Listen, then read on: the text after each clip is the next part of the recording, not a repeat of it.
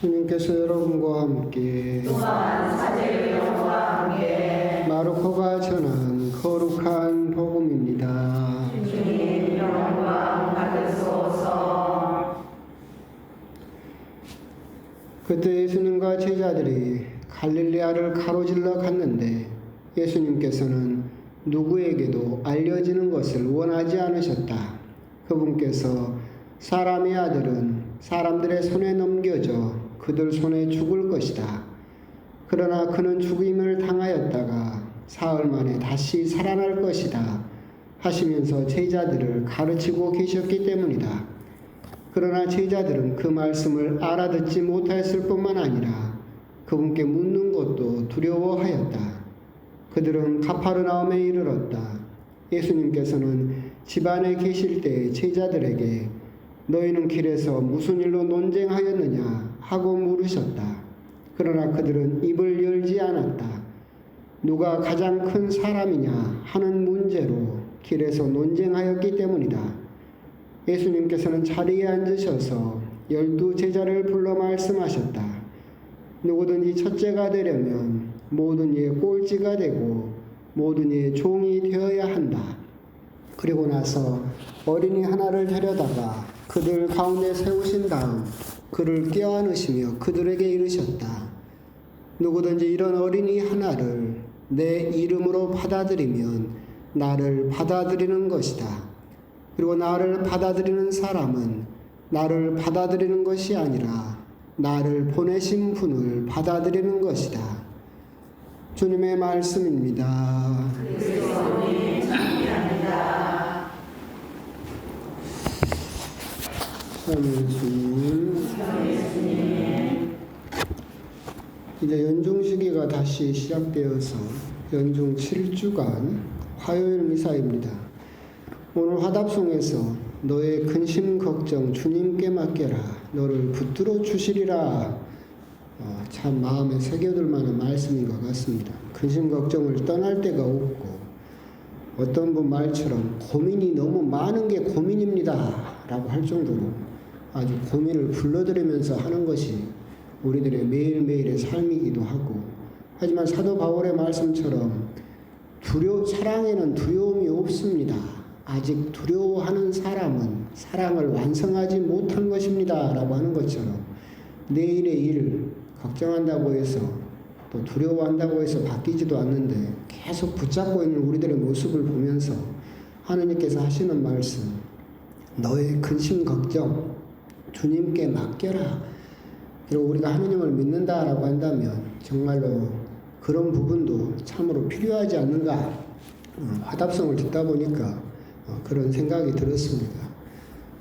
어제 오늘 세상은 요지경 속이고 또 우리 존경하고 윤석열 대통령 각각께서는 또 10번째 거부권을 행사한다고 난리고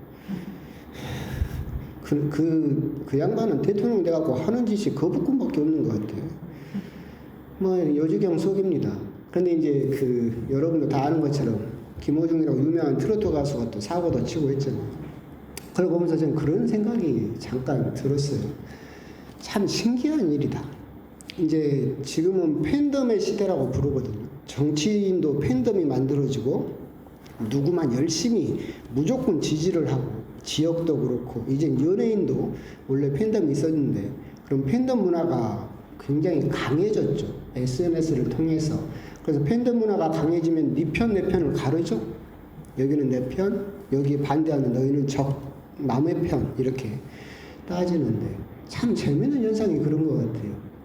이 팬덤 현상이 강해졌는데 그냥 똑같이 강해진 게 아니라 여러분도 생각을 해보시면 다른 연예인들은 음주운전 한 번 하면 어떻게 됩니까?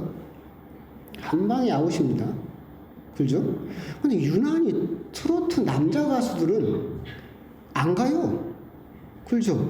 트로트 여자 가수도 한 번 스캔들 나면 어떻게 돼요? 한 방에 가는데 희한하게 실명인 녹음돼서 그런가 영탁이니 황영웅이니 김호중이니 이런 애들은 그 팬덤은 이 가수가 실수를 해도 세상 살다 보면 그럴 수도 있지 얼마나 힘들었으면 그랬겠어 끊임없이 용서하고 받아들이더라고요. 참 희한한 일이다. 왜 그럴까 생각을 잠깐 했었는데 이제 일본도 그렇고 우리나라도 그렇고 가장 돈 많은 사람이 누군지 아세요? 중장년 여성이 가장 돈이 많아요. 청년이 가난하고. 근데 이 트로트 남자 가수 팬은 주로 누구로 구성되어 있어요? 중장년 여성이죠. 그러니까 평생 살면서 누구의 팬이라든가 그런 걸 해본 적도 없어요. 바쁘게 그냥 살다 보니까. 그런데 이렇게 팬을 딱 하고 보니까 자본 경제력도 있고 처음으로 해보는 그런 팬 활동 막 좋죠. 근데 또 이렇게 왜 자꾸 트로트 남자 가수들이 그렇게 용서가 될까 생각을 해보면 마치 우리 어머니들이 딸한테는 가혹한데 아들한테는 너그러운 거하고 똑같은 것 같아요. 그러니까 이 트로트 남자 가수들을 시골에서 고생하다가 서울 올라와서 성공한 기특한 내 아들 보듯이 봐. 그러니까 이 아들이 뭔 실수를 해도 맨날 용서하고 덮어주고 살다 보면 그럴 수도 있다. 얼마나 힘들었으면 그랬을까.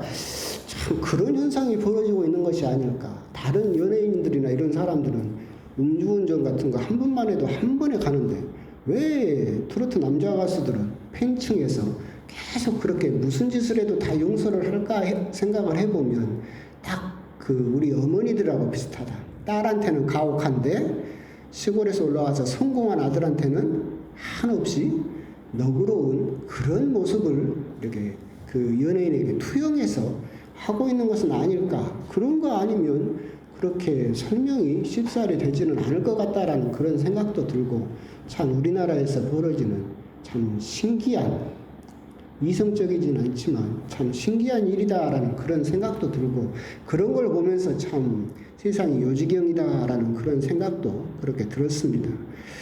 오늘 복음 이야기를 이제 잠깐 하게 되면 사실은 큰 틀은 여러분도 다 아는 것입니다. 첫째가 되려면 모든 이의 꼴찌가 되어야 된다. 커지려고 하면 작아져야 된다라고 하신 예수님의 말씀이죠. 오늘 복음은 이제 예수님께서 예루살렘으로 올라가신 길에 3번의 순환 예고를 하세요.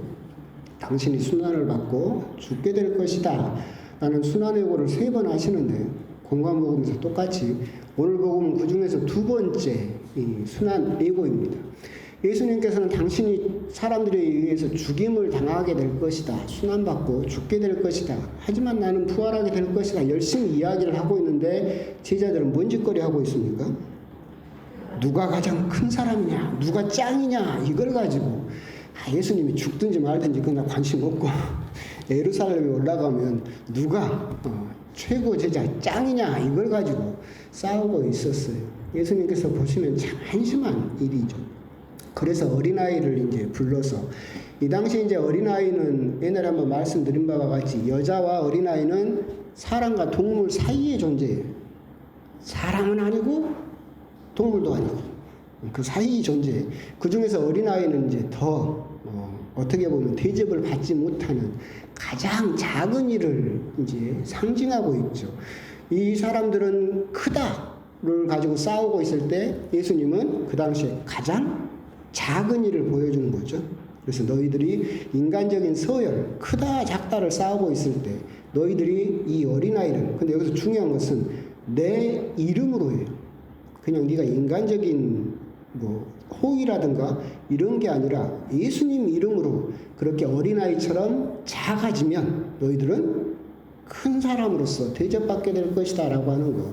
즉 커지려고 하면 작아져야 된다 라고 하시는 그 구도가 크다 작다의 오늘 복음의 구도를 또한 이루고 있다라고 그렇게 보시면 되겠습니다. 오늘 복음을 이렇게 보다 보면 이 복음에 가장 잘 들어맞는 사람이 한 명 있죠. 사도 바오로입니다. 옛날에 한번 말씀드렸죠. 사도 바오로의 원래 이름이 뭐라겠어요? 사울. 사울의 뜻은 크다. 사울의 뜻은 크다예요. 위대하다. 바오로의 뜻은 작다예요. 이게 참 신기한 거예요.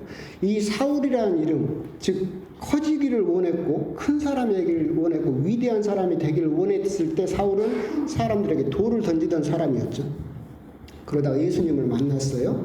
그리고 바오로라고 불리게 되죠. 바오로의 뜻은 작다, 작은이란 뜻이. 이때 이 사람은 이제 돌을 맞고 다른 사람들로부터 멸시를 받는 처지로 떨어져 버렸어요. 그런데 지금 2000년이 지나고 나서 우리들은 사도 바울을 어떻게 기억합니까? 위대한 사도로 기억을 하고 있죠. 오늘 복음을 여실히 보여주고 있는, 아주 극명하게 증거하고 있는 사람이 바로 사도 바오로라는 생각이 듭니다.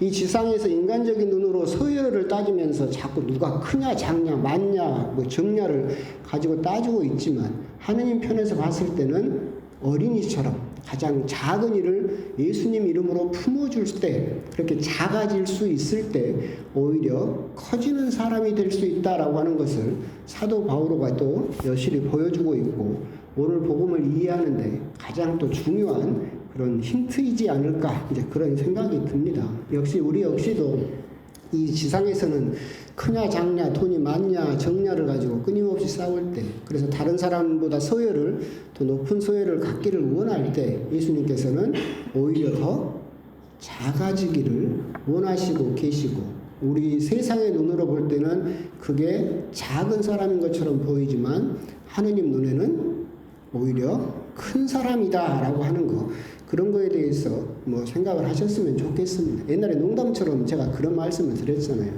지상에서 키가 크죠? 저도 커요. 굉장히 키가 큰데. 이 키는 어디서부터 재요? 땅에서부터 되죠. 여기서부터 재가지고 얼마나 높이 있냐로 키를 크다 작다를 따지죠. 그럼 우스갯소리로 거꾸로, 하느님은 키를 어디서 재겠어요? 하늘에서부터 재겠지. 우리들은 땅에 사니까 땅에서부터 재고, 그럼 하늘에서 이렇게 재면은 제가 클까요? 이 양반이 클까요? 내가 더 크지. 이 양반은 나보다 땅에서는 더 클지 몰라도 하느님이 재면 더 빨리 닫아볼 거 아니야. 나는 조금 더 작으니까 이렇게 더 그렇게도 우리가 농담으로도 이해할 수 있겠다라는 생각이 듭니다. 그러면서 오늘 복음을 보면서 이제 그런 생각이 들었어요. 이 제자들이 누가 가장 큰 사람이냐 라는 문제로 길에서 논쟁을 하고 있어요. 이건 본능이에요. 비교죠. 누가 크냐 작냐. 우리들은 끊임없이 비교하면서 살죠. 더더군다나 우리나라는 세계에서 가장 극명하고 극렬하게 비교할걸요. 세계에서 비교로는 짱일 거예요. 그렇지 않아요? 우리는 끊임없이 비교를 하죠. 다른 나라하고 다르게. 왜 그럴까 따져보면 막 여러 가지 이유가 있어요. 뭐 사회학적으로 보게 되면 밀농사를 짓는 문화권하고 쌀농사를 짓는 문화권하고 극명하게 달라요. 쌀농사를 짓는 문화권은 공동체를 형성해야 돼요. 왜 그러냐면 조수지를 만들고 수로를 파고 해서 그걸 혼자 힘으로 안 돼요. 그리고 노동력도 많이 들어가기 때문에, 우리도 여러분도 옛날에 생각을 해보시면 한 마을을 이루고 살면서 서로 돕고 하면서 농사를 짓죠. 이게 쌀 문화 농사권에서 공통적인 특징이에요. 밀농사는 그렇게 되는 것이 아니에요. 밀농사는 혼자도 지을 수 있어요. 물에 크게 구애받지 않으니까. 그죠? 우리들은 쌀 농사는 뭐 비 오면 터줘야 되고 마르면 물 해줘야 되고 끊임없이 관리를 해야 되잖아요. 밀은 안 그래요. 그런데요, 뿌려놓으면 끝이에요. 잡초만 좀 제거하고 노동력이 반밖에 들어가지 않아요. 그래서 이 밀 농사권은 주로 개인주의화 문화를 가지고 있어요. 근데 쌀 문화 농사권은 집단주의적인 문화를 가지고 있죠. 그래서 이 쌀 문화 농사권은 비교를 어떻게 보면 메인 베이스로 깔고 있어요. 기본 특성으로. 왜냐하면 집단주의 문화를 가지고 공동체 문화를 가지고 있기 때문에 내 개인적인 어떤 것보다는 다른 사람과의 비교를 통해서 내 자신의 정체가 드러나거든. 집단을 이루고 살 때는. 그러잖아요. 개인주의적으로 살 때는 다른 사람 저 멀리 있고 그냥 나 혼자 잘 살면 되니까. 그런데 옷도 그냥 대충 입어도 되겠죠. 쌀 농사 한 마을에서 오손도손 그냥 문만 열면 남의 집이고 그러면 옷도 신경 써야 되고 끊임없이 비교를 해야 되죠. 더더군다나 우리나라는 그런 과정 속에서 일제시대를 거치고 6.25를 거치고 하면서 사회의 기본적인 철학이 없어졌죠. 그러니까 서양처럼 그리스도교 문화가 있다거나 그런 철학이 없어져 버렸어요. 우리들은 유교 문화권이라고 하지만 유교 문화가 지금 영향이 있습니까? 거의 없죠. 그래서 우리나라를 지배하는 가장 큰 철학이 뭐냐면 자본주의죠. 이제 우리들은 유교적인 생각이나 불교적인 생각이나 그런 생각으로 우리 삶을 사는 게 아니라 그걸 대체한 게 자본주의 생각으로, 철학으로 살고 있어요. 자본주의는 철저하게 능력주의죠. 서열을 따져요. 쌀문화 농사권에 자본주의까지 더해졌으니 우리들은 전 세계에서 제일 많이 비교를 하죠. 그러니까 이제 비교 지옥이 돼버려요. 끊임없이 옆집 아들하고 비교하고, 끊임없이 보이도 않는 친척 누구하고 비교하고. 그 우스갯소리로 우리나라는 그러잖아요. 우리나라에서는 자동차를 3가지 이유로 바꾼대요. 첫 번째는 결혼해서, 두 번째는 자녀가 태어나서 더 큰 차가 필요하잖아요. 세 번째는 옆집이 바꿔서. 옆집하고 끊임없이 비교를 하니까 옆집이 좋은 차로 바꾸면 나도 좋은 차로 바꿔야 되는 그런 비교죠. 누가 가장 큰 사람이냐라는 문제는 사실은 우리들도 끊임없이 이렇게 고민하고 끊임없이 비교를 하면서 자기를 이렇게 확인하려고 하기 때문에 우리들은 비교하는 것, 그것 때문에 굉장히 또 힘들죠. 요즘은 또 SNS라고 해가지고 젊은 사람들은 그걸 가지고 끊임없이 다른 사람 삶을 내 삶과 비교하고 있어요. 그러니까 더 힘들어요. 전 세계에서 그 SNS를 우리나라 사람이 제일 많이 써요. OECD 평균보다 2배를 더 쓰거든요. 그러니까 끊임없이 우리들은 그런 비교를 하는 그 지옥에 빠져 있다. 근데 우리가 이제 곰곰이 생각을 해볼 필요가 있어요. 비교라고 하는 것은 본능이긴 하지만 너무나 그렇게 비교 지옥에 빠져버리면 내 삶이, 그죠? 피폐해지고 불행해져요. 그러니까. 근데 우리들은 왜 비교를 할까? 기준이 없으니까. 기준이 없잖아요. 봐요. 내가 키가 커요? 이 양반이 키가 커요? 비교해봐야 알죠. 그래요. 그러니까 비교를 하는 거예요. 내가 돈이 많냐 적냐를 누군가 비교를 해봐야 알 수 있어요. 근데 기준점이 딱 있다고 해봐봐. 예를 들어서 키 150 이상은 장신, 150 이하는 단신. 딱 기준을 나라에서 정했어. 그럼 누구하고 비교할 필요가 있어요?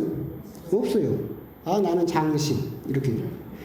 우리가 자꾸 누구하고 비교하는 이유는 기준이 없기 때문에 그래요. 그리고 그 기준을 내가 가지고 있지 않기 때문에. 그렇기 때문에 우리들은 끊임없이 비교를 하고 있죠. 옛날에도 한번 말씀드렸던 것처럼 아무리 눈이 좋은 사람도 자기 자신을 못 봐요. 아무리 힘이 좋은 사람도 자기 몸을 못 들어요. 내가 잘 살고 있는지 그리고 내가 어떤 사람인지를 기준이 없으니까 모르겠어요. 그러면 어떻게 해야 돼요? 딴 사람을 봐야지.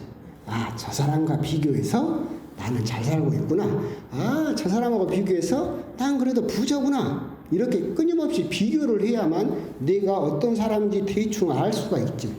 그죠? 그렇기 때문에 우리들은 그런 비교 지옥에 빠지기 시작을 해서 결국은 본능적으로 거기에 계속해서 들어가고 있어요. 근데 왜 그렇게 비교라는 깊은 늪에 빠져버렸느냐라고 한다면 그 기준이 너무나 없기 때문에 그렇죠. 그러니까 자존감이라고 칭하는 자기 자신을 기준으로 두는 것이 강한 사람은 비교 지옥에 빠지지 않죠. 근데 자존감이라고 칭하는 자기 자신을 존중하는 마음이 약하면 약할수록 끊임없이 다른 사람과 비교를 해야만 내가 조금 내 정체를 알 수 있는 것처럼 생각이 되기 때문에 그렇게 비교를 자꾸 하게 되면 우리들의 삶이 너무나 힘들어지고 너무나 피폐해진다. 그리고 오늘 복음하고는 별 상관이 없는 것 같지만 내가 누군가의 다른 사람과의 삶을 또는 SNS를 통해서 끊임없이 비교를 하고 있다라고 한다면 우리들은 기준을 세울 필요가 있다. 그 기준이 누구예요? 예수님이라. 그 기준을 사람으로 세우면 안 돼요. 봐요. 내가 본당 신부인데 저기 진월동에 지금 누가 계신지 모르겠는데 진월동 신부님이 기준점이야. 그러면 그 양반하고 비교를 하겠지? 하고 딱 보니까 저 양반이 타는 차가 몇 cc네? 그럼 내가 저 양반보다 조금 좋은 차를 타면 내가 저 양반보다 조금 더 나아 보이겠네? 그렇게 계속해서 비교를 하게 되겠죠. 사람에게 기준점을 두게 되면 우리들은 끊임없이 불안해질 수밖에 없고 비교의 지옥에서 빠져나올 수 없게 된다. 오늘 복음에서 제가 드리고 싶은 말씀은 내 이름으로 라는 그 구절이었어요. 어린아이를 그냥 받아들여라 어린아이처럼 작은 사람이 되어라가 아니라 예수님은 내 이름으로 받아들여라 라고 이야기를 하고 계셔요. 그 부분에서 이제 생각한 게 우리가 기준점을 세울 때 예수님을 기준점으로 세우게 되면 사람이 아니라, 그럼 보세요. 예수님을 기준점으로 세우게 되면 여러분들은 큰 사람이 될 수 있을까? 작은 사람이 될까? 큰 사람. 저절로 작은 사람이 되지, 이 양반이. 여러분이 예수님하고 비교해서 예수님보다 더 커질 수 있어요? 저절로 작은 사람이 돼버리는 거예요. 그러니까 우리들은 자꾸 그런 내가 성격상 누군가가 끊임없이 비교를 하고 남의 집 자식과 비교하고 남의 남편과 비교하고 끊임없이 비교하는 그런 성격이 있다라고 한다면 생각을 조금 바꿔서 이 기준을 예수님에게 둬라. 그리고 예수님을 기준으로 삼아서 다른 것들을 생각하기 시작하면 그럼 비교의 지옥에서 조금 빠져나올 수 있게 될 것이다. 그리고 내 삶에 어떤 뭐든지 기준을 예수님으로 세우게 되면 우리들은 저절로 작은 사람이 될 수밖에 없을 것이다. 그래서 오늘 복음을 통해서 복음의 핵심은 아까 사도 바울까지 해서 오늘 복음의 말씀은 그것이 주안점이지만 우리들이 조금 묵상을 해봤으면 좋겠다 싶은 것은 제자들 역시도 누가 가장 큰 사람이냐 이 비교에서 벗어나질 못했고 우리 역시도 그런 비교에서 벗어나지를 못하고 있다라고 한다면 SNS가 됐든 뭐가 됐든 사람을 기준점으로 두지 말고 내 이름으로 예수님을 기준점으로 두게 되면 여러분 저절로 작은 사람이 될 것이고 저절로 더 행복한 사람이 될 수 있을 것이다 라고 하는 점, 그런 점에 대해서 한번 또 묵상을 해 보셨으면 좋겠습니다. 아멘.